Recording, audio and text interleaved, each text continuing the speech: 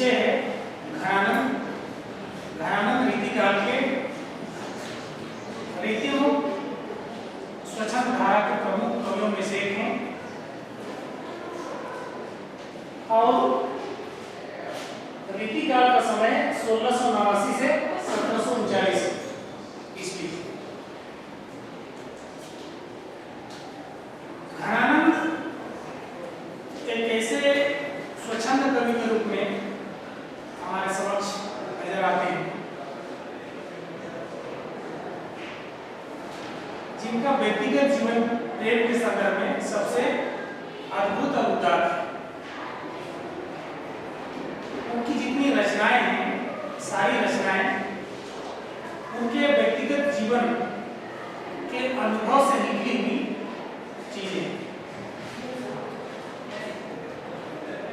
घनानंद का जो रचना का जो स्वरूप है, स्वच्छंदवादी जो स्वरूप है, उसमें कहीं ना कहीं उनके व्यक्तिगत अनुभव, उनके अंतर्मन की पीड़ा की एक यात्रा है।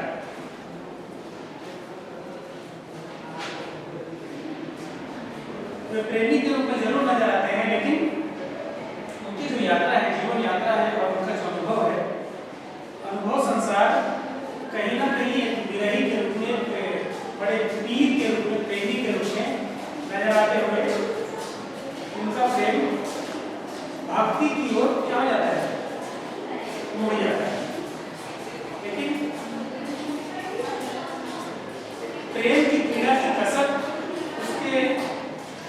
उसकी वेदना अंतर्मन को कचोटते रहती है। इसीलिए अब जितने भी स्वच्छंद रीतिमुख के स्वच्छंद धारा के कवियों को देखिएगा, उनके यहाँ उतनी कसक और वेदना और पीड़ा नहीं है जितना घनानंद के हैं। और घनानंद के यहाँ पीड़ा होने अपना होगा हुआ यथार्थ व्यक्तिगत जीवन है, इसलिए उनकी प्रेम का जो विशद वर्णन करेंगे उसमें उनकी पंक्तियां भी आएंगी।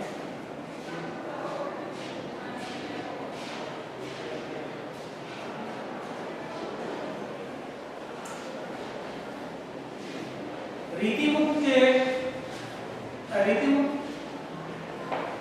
जैसे रीतिकाल को 3 भागों में बांटा गया है, रीति से रीतिमत, रीतिमुख। रीतिमुख के अंतर्गत जो कवि हैं, उन कवियों के नाम इस प्रकार हैं: ठाकुर, बोधा आलम और घनानंद। जो घनानंद हमारे टॉपिक में भी, ठीक है। घनानंद स्वच्छंदवादी धारा के कवियों का जो प्रेम का जो स्वरूप है, उसको जानने से पहले हम लोग एक प्रकार से स्वच्छंदवाद के जो स्वरूप है उसको समझना जरूरी है, ठीक है। स्वच्छंदवादी या स्वच्छंदवाद के स्वरूप को समझने के लिए कुछ महत्वपूर्ण बिंदु हैं, महत्वपूर्ण पॉइंट हैं, उनके माध्यम से हम लोग घनानंद को समझने का प्रयास करेंगे। पहला जो बिंदु है, आपको लिख सकते हैं। पहला जो पॉइंट है, स्वच्छंदवादी कवि अंतर्मुखी प्रवृत्ति के कवि होते हैं। स्वच्छंदवादी कवि अंतर्मुखी प्रवृत्ति के कवि होते हैं।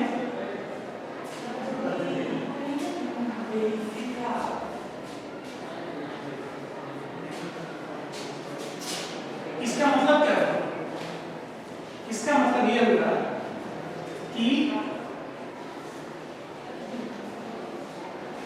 अंतर्मुखी यानी कि बहुत सारे रचनाकार अपने अंदर के विचारों और भावनाओं से इतने अधिक प्रभावित होते हैं कि उनको बाहरी जगत से, बाहरी दुनिया से उनका कोई लेना देना नहीं होता है। वे अपनी ही भावनाओं से, अपने ही विचारों से एकांत में जाकर उनसे ऊर्जा पाते हैं और उसी ऊर्जा से वे क्या करते हैं, रचनात्मकता को भी, कवि कर्म को भी आगे बढ़ाते हैं।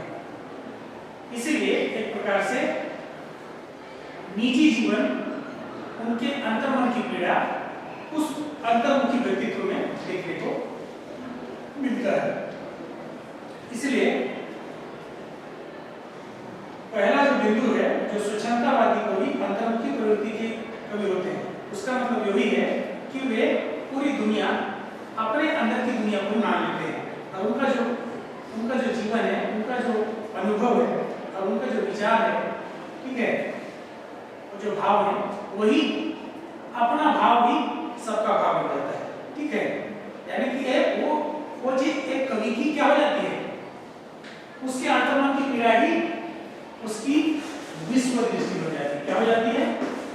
विश्व दृष्टि। ये दृष्टि एक व्यक्ति, एक कवि का होते हुए ये पूरी दुनिया को होता है, ये उसकी एक खास पहचान है। दूसरा बिंदु है स्वच्छंदतावादी कवि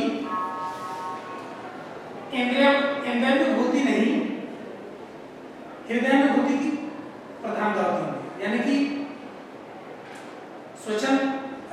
स्वच्छंदतावादी धारा के कवियों में इंद्रियानुभूति मतलब उनकी जो भी इंद्रियां हैं, ठीक है, नाक, कान, मुंह, या उसकी जो भी, जैसे वो कहते हैं ना, ज्ञानेंद्रिया और कर्मेंद्रिया, ज्ञानेंद्रियों से बहुत अधिक वो प्रभावित नहीं होते हैं। कहने का मतलब उनका पीड़ा भौतिक रूप से शारीरिक या कायिक नहीं है, उनकी पीड़ा क्या है? हृदयानुभूति है। मतलब हृदय की जो अनुभूति है, हृदय की जो कसक है, पीड़ा है, वो है।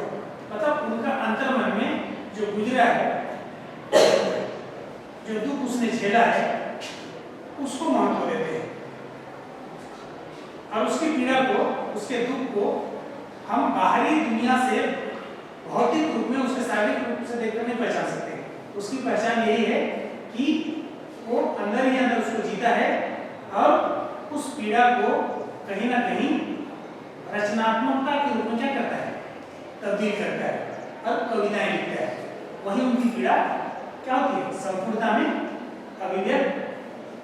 अभिव्यक्ति पाती है।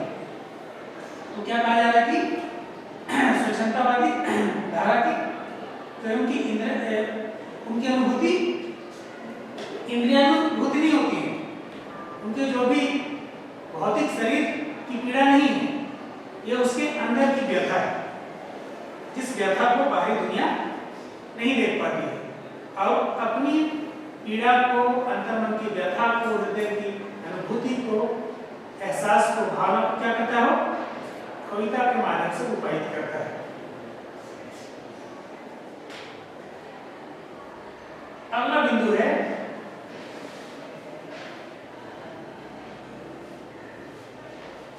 उनमें क्या होता है? भावावेग का उच्छल प्रवाह रहता है। देख सकते हैं, उनमें भावावेग का उच्छल प्रवाह होता है।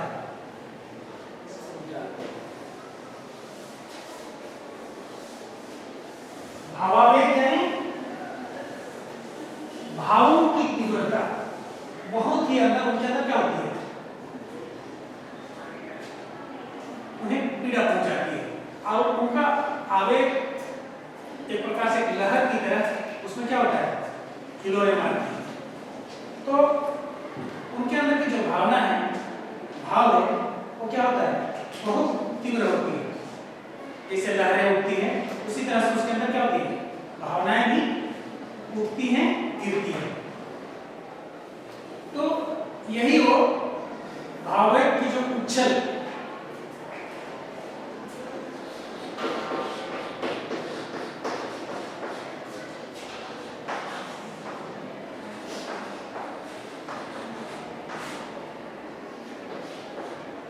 ये कवि को बेचैन क्यों रहता है? ठीक है, ये लहर की तरफ आते जाते हैं और उन्हें पीड़ा देते हैं, एक कसक रहती है कि कैसे इसको क्या किया जाए? अभिव्यक्त किया जाए।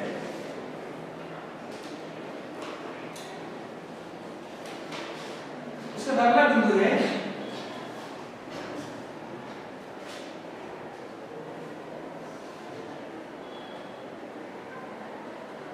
उन्हें एक प्रकार से आत्म प्रधान व्यक्ति पर होता है, क्योंकि जो भी उसके अंदर जो भी चीज चल रही होती है क्या होती है, आत्म प्रधान व्यक्ति पर होता है। आत्म पर कहने का मतलब उनके खुद के निजी जीवन की परख होती है, अनुभव होता है, ठीक है। और उनके व्यक्तिगत जीवन में जो भी घटनाएं घटी हैं, जो भी उसने अनुभव किया है, जो भी त्रासदी उसके साथ हुआ है, ठीक है, वो सारी घटनाएं, उन सारी घटनाओं में क्या करता है, अभिव्यक्त करता है। जैसे घनानंद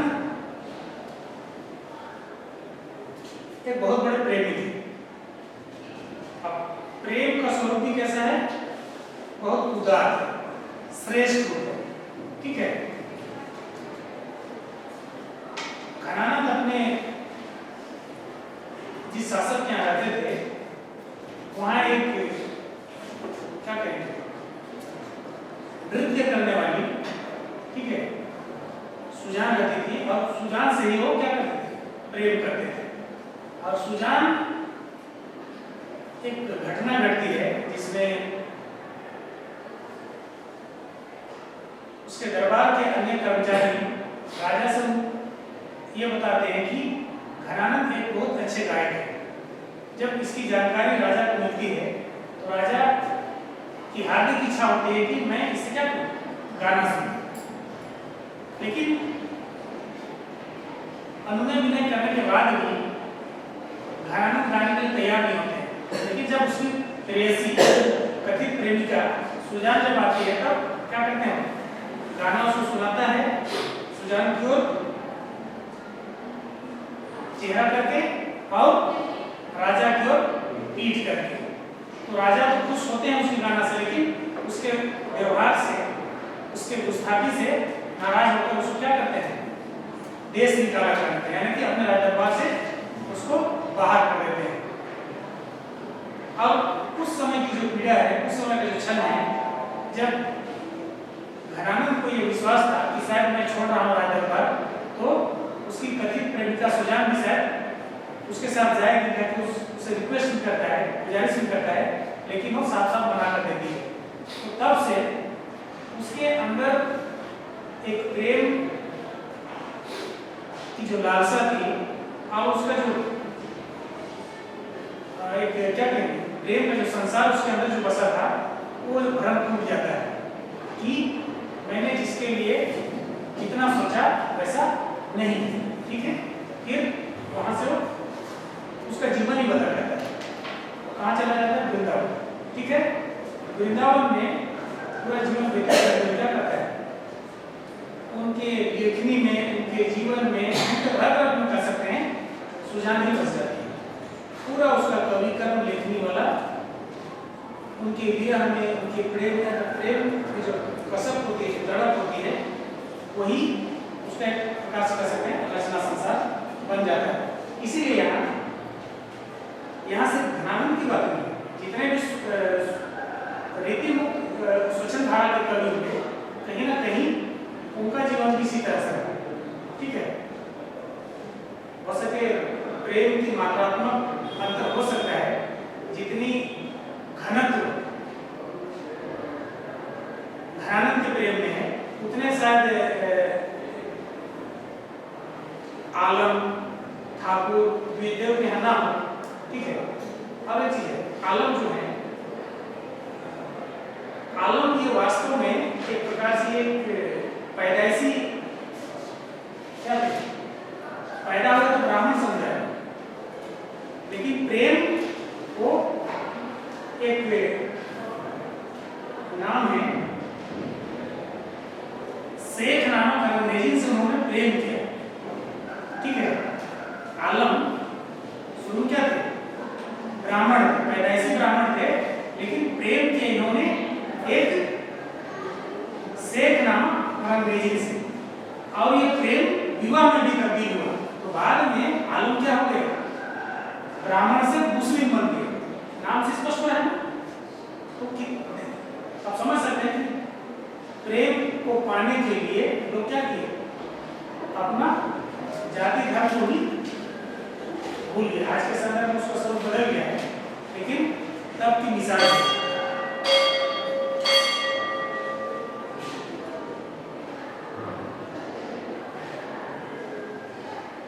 रीति मुक्त के स्वच्छंदतावाद के स्वरूप को समझने के लिए अगला बिंदु है,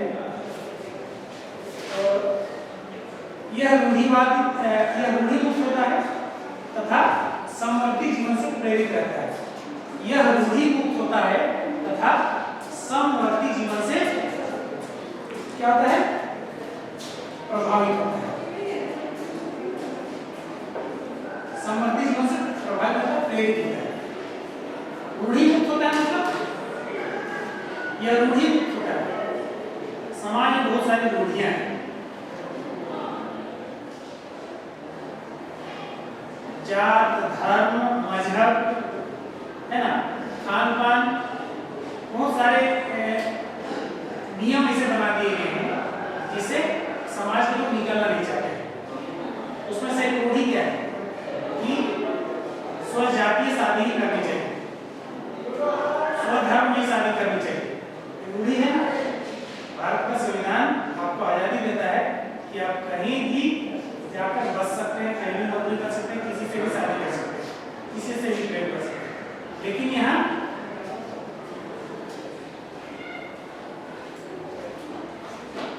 रीति स्वच्छंदधारा के कवि क्या करते हैं? इस रूढ़िवादिता को क्या करते हैं? तोड़ते हुए नजर आते हैं। यानी कि ये नियम कानून बंधन को नहीं मानते हैं। जाहिर सी बात है कि रीति के बंधन को नहीं माने, है ना। रीति के बंधन की जानकारी, रीति युक्त कविता लिखनी थी, लेकिन ये रीति की जानकारी थी, उसके बावजूद ये क्या किए? उससे मुक्त होकर, उस नियम को तोड़कर कविता लिखी। ठीक है ना।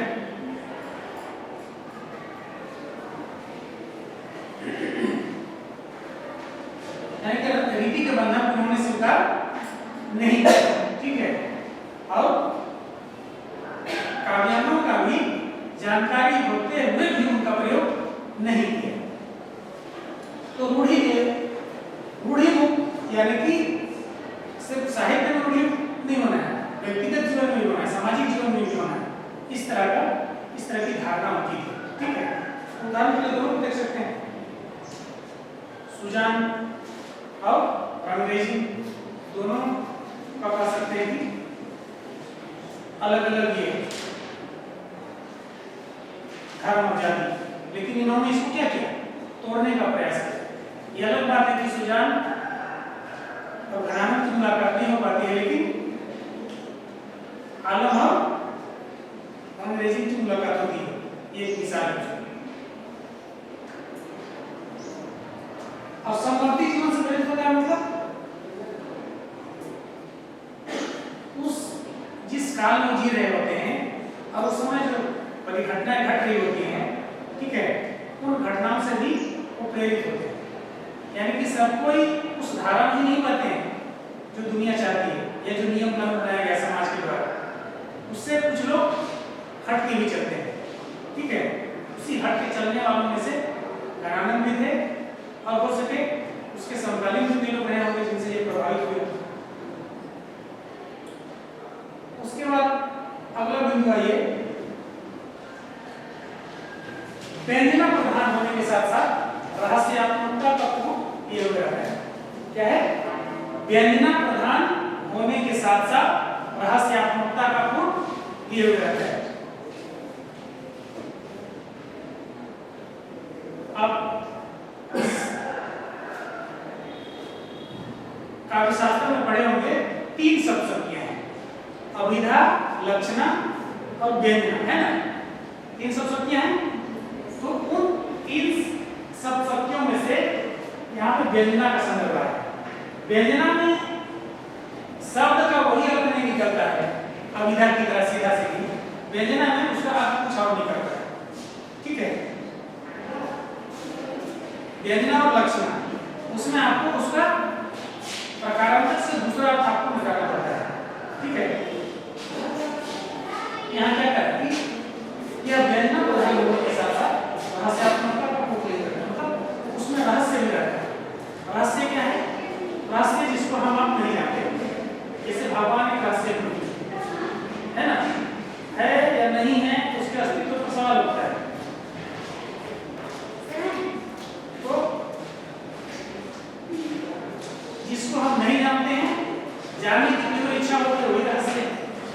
है। अभी तो बहुत कुछ आ गया साइंस वगैरह, या तो भूगोल में पढ़ते कि कितना ये है ना, कितना लेयर है आकाश में, उसके बाद क्या है, ठीक है। तो जो धुंध था वो छट रहा है, लेकिन उस समय मध्यकाल में रहस्य मतलब नायिका के जीवन का भी रहस्य हो सकता है, ठीक है। हमारे अंदर बहुत सारे शारीरिक क्रियाएं होती है जिसको हम नहीं जानते हैं, वो भी रहस्य है, ठीक है।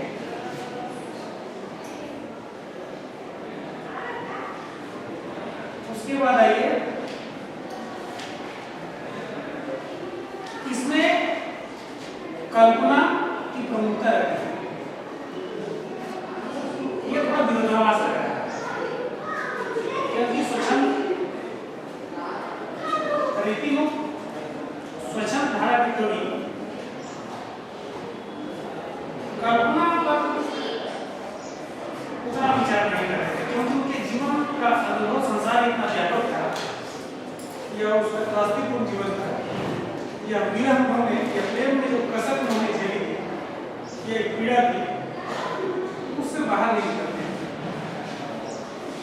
कल्पना करने का मतलब होगा कि शायद एक वो जीजी विषय है जो शायद ये जीवन में ना मिली हो सके और कोई दूसरे जीवन में उससे मुलाकात हो। यही वो तीव्र आकांक्षा है, आवेग है, जो उसको क्या करती है, उससे जोड़े रखती है। हर इंसान अपने दुख को इसलिए झेल पाता है क्योंकि आने वाले दिन शायद उसमें कुछ बदलाव आए और कुछ आशा की किरण उसमें जाए, ठीक है। इस रूप में शायद इसमें वो कल्पना, इसमें कल्पना की प्रमुखता रहती है। इस संदर्भ में शायद यहाँ कहा गया।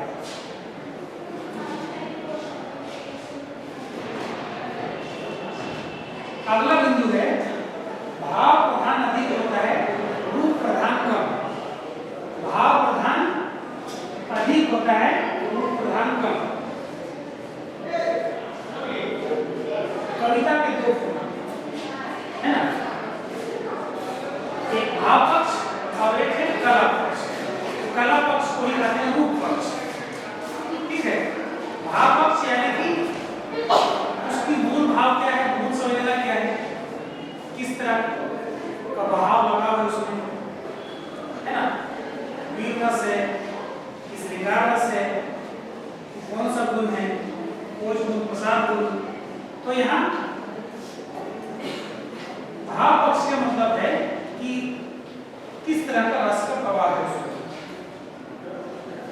और अपनी बात को, अपनी अनुभूति को, अपना अनुभव संसार को कहने के लिए वो बहुत अधिक लाभ लपेट या बहुत अधिक उसके लिए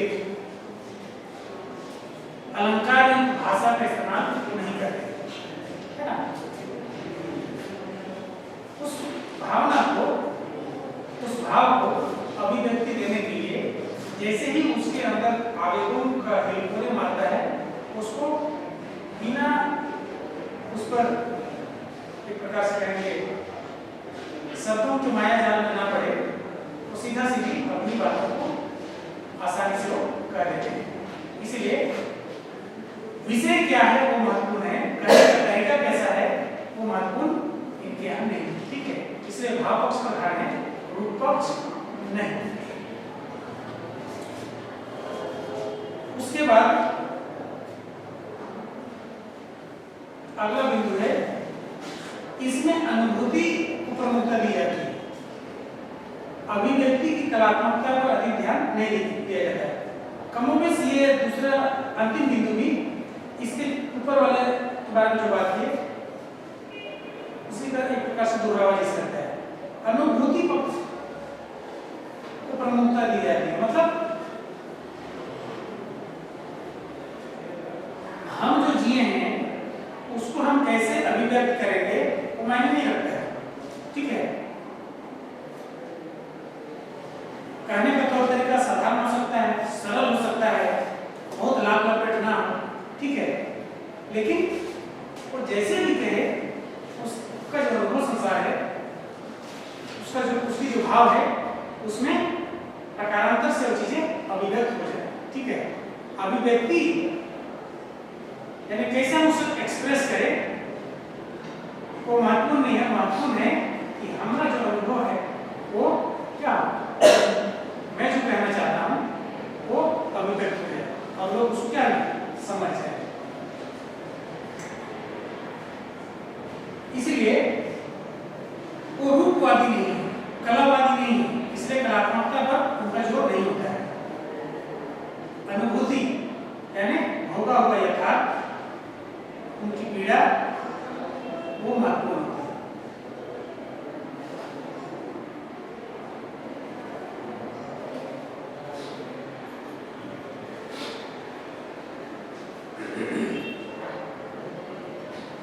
ये तो हो गया स्वच्छंदतावादी स्वरूप। ठीक है, अब इस स्वरूप में या इसके प्रकार में 4-5 कवि जो हैं व्यक्ति में उनका अलग अलग अनुभव संसार अलग अलग रूप में आ सकता है, लेकिन यहाँ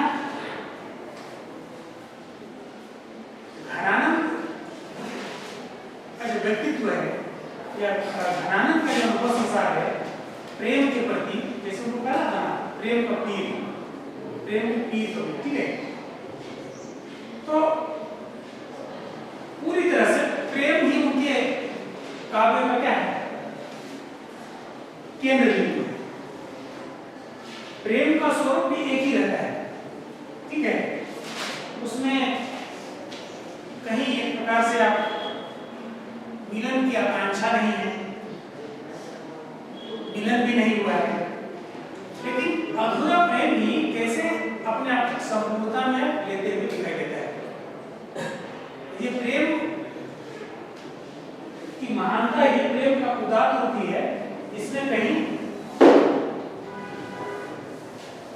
एक दूसरे को हानि पहुंचाने की बात कहीं भी नहीं जाती, सोची नहीं जाती, विशेषकर घनानंद के द्वारा।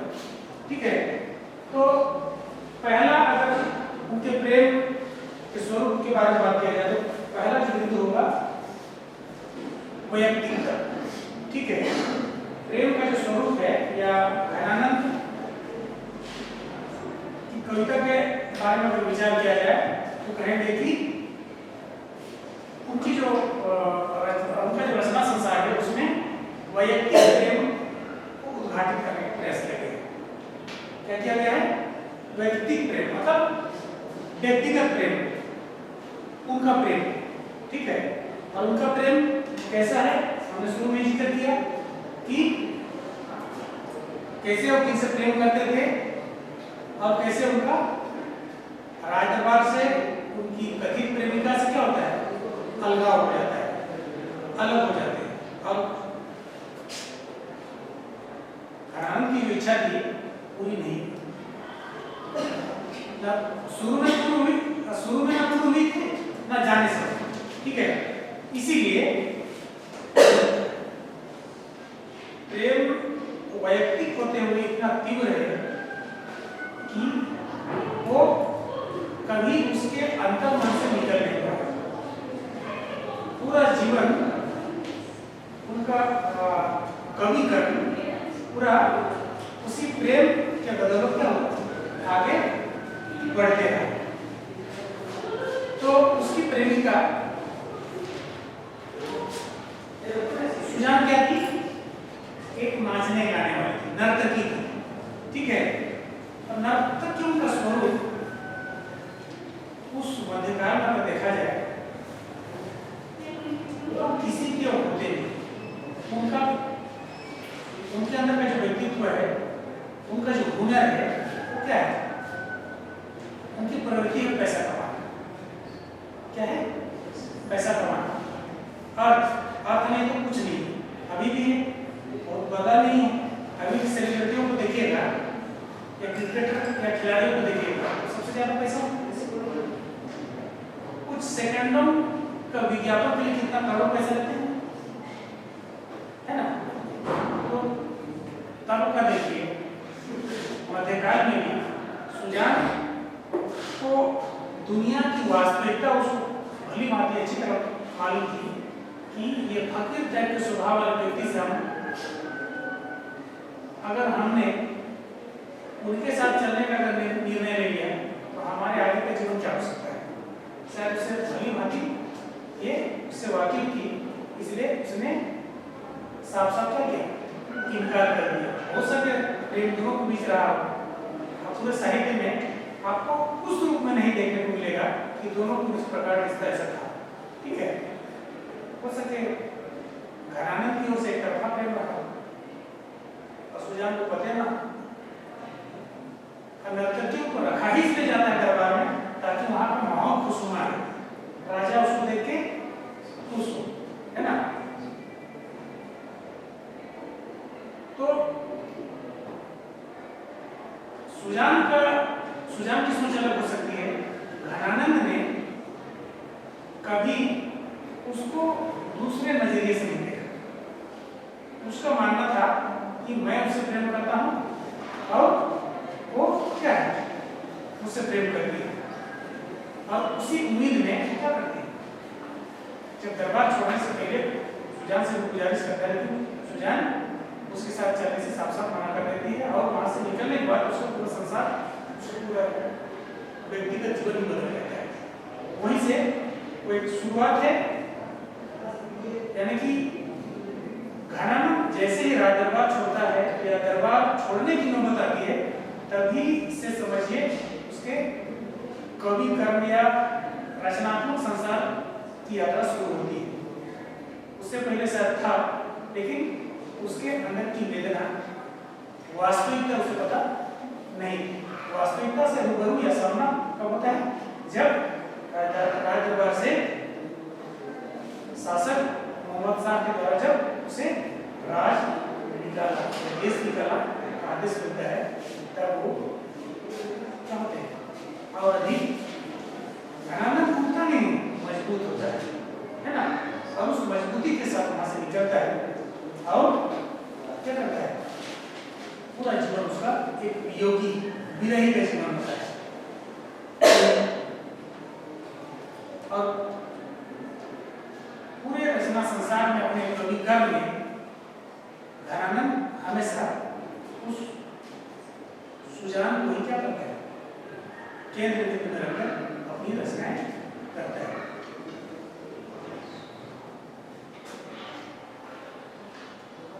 यानी शुरू में भी और अंत तक जिस तीव्रता के साथ सुजान उसके जीवन में उसकी प्रवेश होती है, अंत तक वो क्या करते हैं, उसी रूप में याद करते हैं। अब पहला हो गया वैयक्तिक प्रेम का चित्र। दूसरा में देखिएगा कि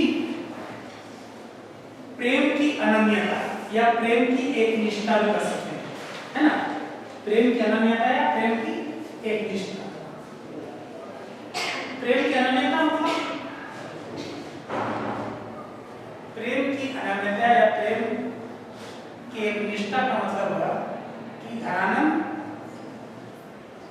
सिर्फ और सिर्फ सुजान से प्रेम किया, शुरू में भी और नहीं मिली उसके बाद भी। ये है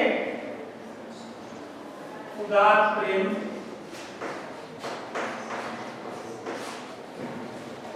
की पहचान कर सकते हैं। ठीक है, उदात्त प्रेम की पहचान कर सकते हैं।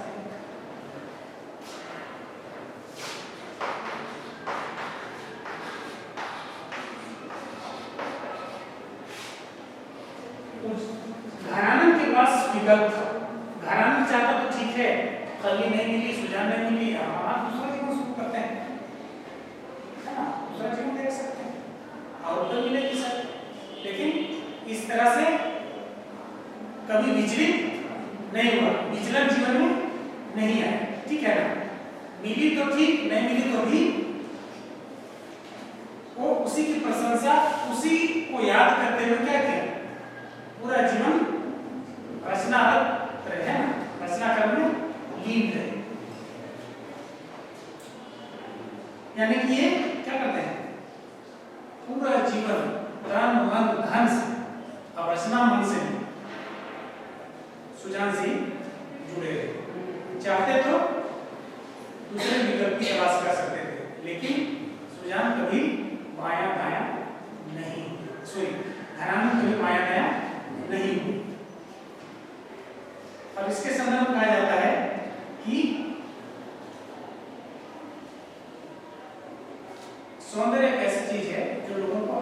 करती है, लोगों को विचलित करती है, लेकिन घराना कभी पर नारी के सौंदर्य से भी आकर्षित नहीं हुई और सुजान को ही एक ऐसा चंद्रमा कहते रहे जिसके लिए चक्रों की कमी नहीं हुई, है ना। मतलब सुजान एक ऐसी चंद्रमा है या सुजान एक ऐसी प्रेमी है, प्रेमिका है जिसके प्रेमियों की कमी नहीं है। उन कई प्रेमियों में घनानंद भी एक था।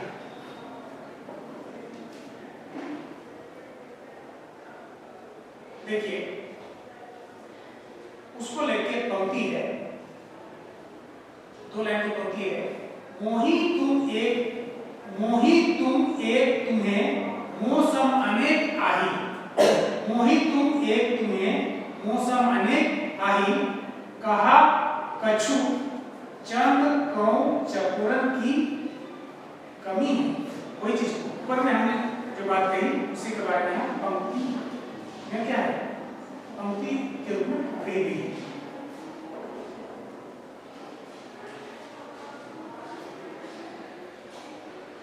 अब उसका अर्थ इस हो सकता है कि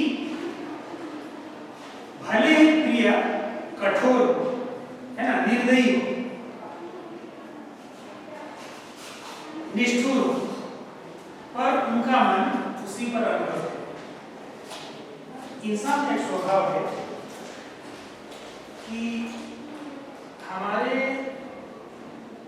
मन दिल में जो इच्छा पर घर कर जाती है कि नहीं वो चीज लेना है, वो चीज पाना है, वो जब तक उसकी प्राप्ति ना हो जाए वो इच्छा, वो भाव हमेशा इंसान को याद दिलाता रहता है।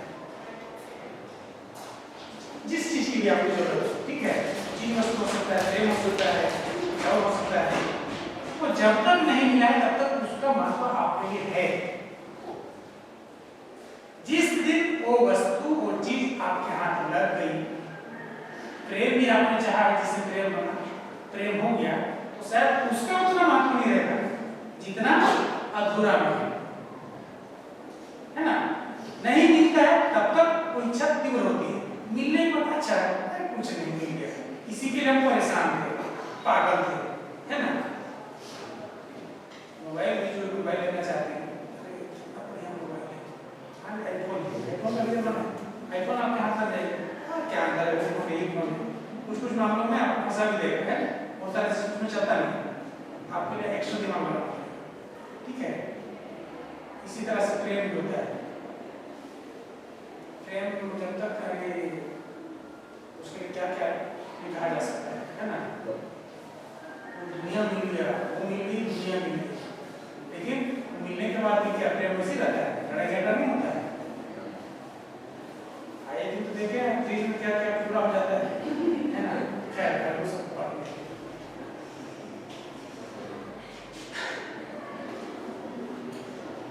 वीरा की प्रधानता, अगला व्यक्ति, अच्छा पहला व्यक्ति प्रेम का चित्रण, दूसरा प्रेम की अनन्यता है, अनिष्ट प्रेम, तीसरा वीरा वर्णन की प्रधानता। अब जाहिर सी बात है जिसका जीवन में प्रेम अधूरा ही रहा तो विरह ही रहेगा, पीड़ा ही रहेगा, कसक ही रहेगी, तो वो तीव्र आकांक्षा उसको और कचोटती है। और घनानंद के रचनात्मक पक्ष की सकारात्मक चीज को दिखाता है, जो असफलता में भी एक सफल रचनाकार के रूप में अपने आप को तब्दील कर देता है। इसको रूप में देख सकते हैं कि सूर्यकांत त्रिपाठी निराला के जीवन में बहुत अभावग्रस्त, पीड़ा, सामाजिक दंश, इस तरह के कई उपेक्षापूर्ण और अभावपूर्ण जीवन जिए, लेकिन उस अभाव, समाज का उपेक्षित रवैया, अपने लोगों का एक कर छोड़ के जाना, कभी उसको तोड़ा नहीं तोड़ा, तोड़ भी देता या तोड़ भी दिया, लेकिन कभी ने उसको उस पीड़ा को, उस वेदना को सकारात्मक ऊर्जा के रूप में, रचनात्मक संसार के रूप में दिया। इसलिए आप उसमें एक रचनात्मक विविधता देखने को मिलेगा, है ना। बेटी को एक कविता लिखी, और उनका जो अनुभव संसार है, ठीक है, दुखी जीवन की कथा रही, क्या कहूँ जो आज नहीं गई जिसे कहते हैं। तो दुख आदमी को क्या करता है, मजबूत बनाता है, बशर्ते कि आप अपने दुख को कैसे ले रहे हैं, अपनी गरीबी को कैसे ले रहे हैं, है ना। नहीं तो दिन भर सोचेंगे हम तो गरीब हैं, हम तो पीड़ित हैं, हम तो लाचार हैं, तो लाचार रहेंगे। उस लाचारपन, उस बेबसी से कैसे उठना है, अपने जीवन को बदलना है, ठीक है।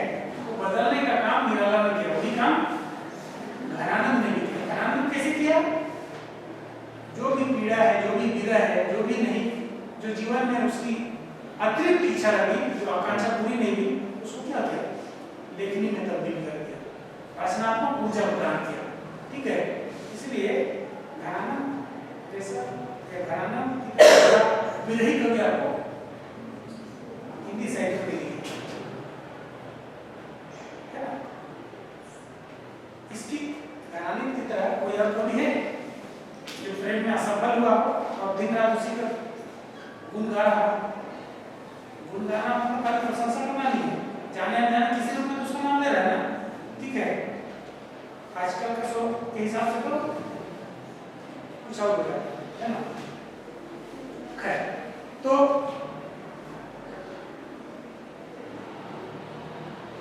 घनानंद के यहाँ कोई संयोग चित्रण नहीं है, संयोग वही मुलाकातें नहीं, वियोग वियोग है, तो विरही आदमी हो, विरही है ना। अब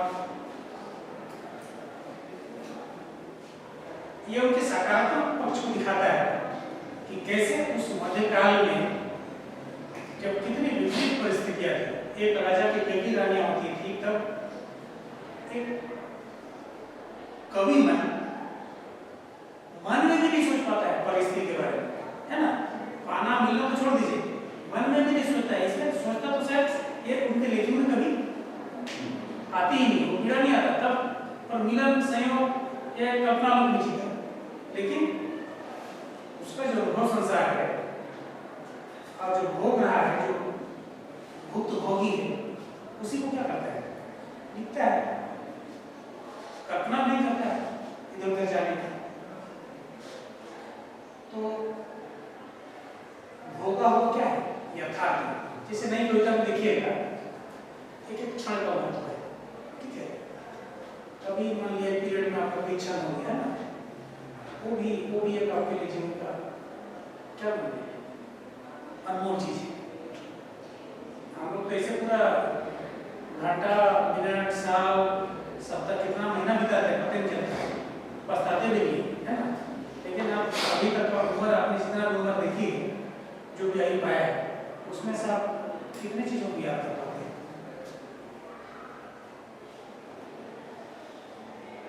अगर सब में सब मिडिल स्कूल से लेकर हाई स्कूल प्लस टू तक हर मतलब मोटे मोटे तक अगर बांट के भी देखिएगा तो हर कालखंड का एक अलग अलग महत्व है, और कुछ ना कुछ चीजें हैं जो आपके मानस पटल पर हैं, उसको लेकर भी आप बहुत कुछ कर सकते हैं, ठीक है। ऐसे जीवन को बांटिएगा तो शैशवावस्था, युवावस्था, इस टाइप से भी हो जाता है ना, वृद्धावस्था 4-5 ये हो जाए, लेकिन उतना नहीं।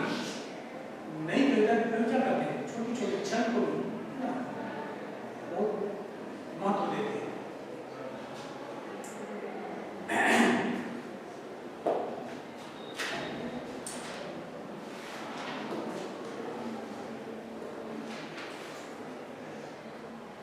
तो घनानंद के यहाँ एक प्रकार से वीरा का ताप है, मतलब एक तो आग का ताप होता है, एक वीरा का ताप, मतलब कितना उसे एक तपस्वी की तरह तपा रहा है, और विरही होने की वजह से ही वो ताप क्या हो जाता है, उसमें बढ़ा हुआ रूप उसको देखने को आपको मिलेगा। और वो कहाँ दिखेगा, उनकी कविता में। देखिए यहाँ पे एक पंक्ति में उन्होंने उसको कैसे कहा है,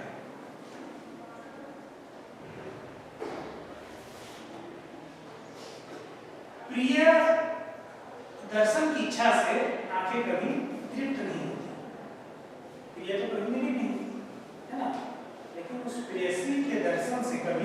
आंखें तृप्त नहीं होती, मन ही नहीं भरता है।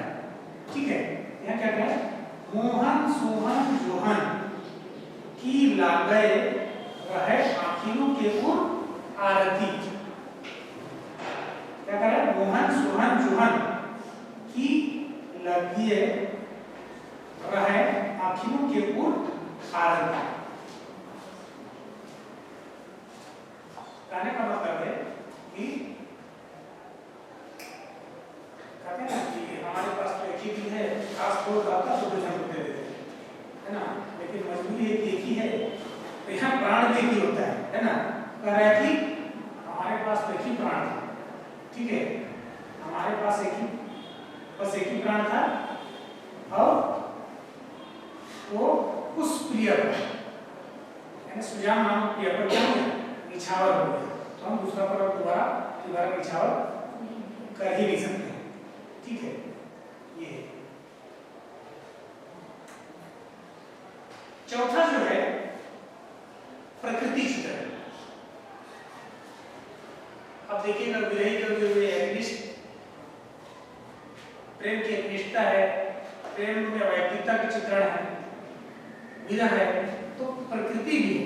प्रकृति विरहियों के भावनाओं को क्या करता है? उदित करता है, जगाने का काम करता है ना। जिसको भूलना चाहते हैं ना, देते और तरोताजा हो जाता है। तो स्वच्छंदवादी कवियों के यहाँ, अब स्वच्छंदवादी को अगर स्वच्छंदवाद को पश्चिम के दृष्टिकोण से या मान्यता से देखेंगे तो उनको कहते हैं रोमांटिसिज्म। ठीक है, भारत में कई स्वच्छंदवादी कवि हुए। ठीक है, स्वच्छंदवाद का संदर्भ आ रहा है तो प्रकृति का संदर्भ आ रहा है, इसमें स्वच्छंदवाद की चिंता करो, क्योंकि अब देखिएगा कि श्रीधर पाठक, माखनलाल चतुर्वेदी, बालकृष्ण शर्मा नवीन और हरिवंश राय बच्चन, ठीक है, इनको स्वच्छंदवादी कवियों में उनकी चर्चा होती है। श्रीधर पाठक को तो उसका जनक कहा जाता है। तो स्वच्छंदवादी हैं और प्रकृति चित्रण ना है, ऐसा संभव नहीं है। तो प्रकृति प्रेमी या प्रेमिका के भाव को क्या करती है? उदित करती है,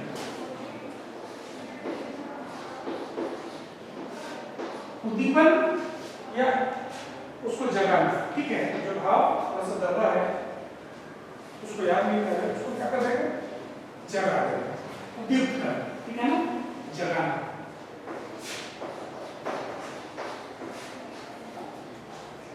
ये अलग बात है कि आपके लिए अनुकूल हो या प्रतिकूल हो सके। ठीक है, संयोग की अवस्था हो या वियोग की अवस्था हो। श्रृंगार की अवस्था है ना, दो भाग, दो भेद, संयोग और वियोग। वियोग के समय प्रकृति वियोगी नायक या नायिका या प्रेमी या प्रेयसी की भावना को क्या करता है? अवधि उसको हरा भरा कर देता है। आपको लगता है ना कितना बढ़िया, मेरा घर कितना हरा भरा है और हम आपके यहाँ अच्छा भी लग रहा है। ठीक है, तो मतलब आपका मन जैसा है, प्रकृति में अगर चीजें अच्छी हैं और आपका मन अच्छा नहीं है, आपकी मन स्थिति ठीक नहीं है, तो प्रकृति भी बेकार है ना। तो ऐसे तो विरही है, स्वच्छंदवादी कवि जैसे घराना, ये तो विरही है, इसकी नायिका ही नहीं है, प्रेसी ही नहीं है। तो प्रकृति तो इनके दुख और बढ़ाएगी नहीं। प्रकृति जब बहुत खुशनुमा मनोरम दृश्य दिख रहा है, तो मनोरम दृश्य में अगले में थोड़ी ना लगेगा, है ना, मन में तो कुछ अभी चल रहा है। ठीक है, तो क्या करती है प्रकृति? उनके भावों को जगाने का काम करती है, उद्दीप्त करती है, उद्दीपन का काम करती है। अब प्रकृति का मतलब सिर्फ पेड़ पौधे क्यों नहीं आएंगे, इसमें पशु पक्षी है ना, ये लोग भी आएंगे। जैसे कोयल की कूक, मयूर की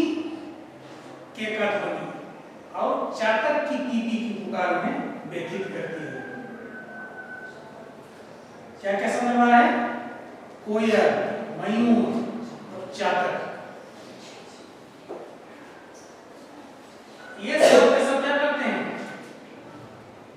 नायक को, घनानंद को अपनी प्रेयसी की याद दिलाते हैं और याद दिला के उसकी पीड़ा को और बढ़ा देते हैं।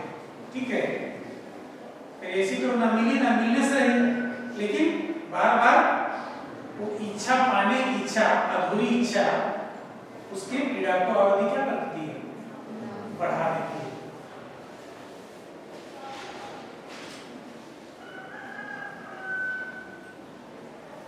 तो घनानंद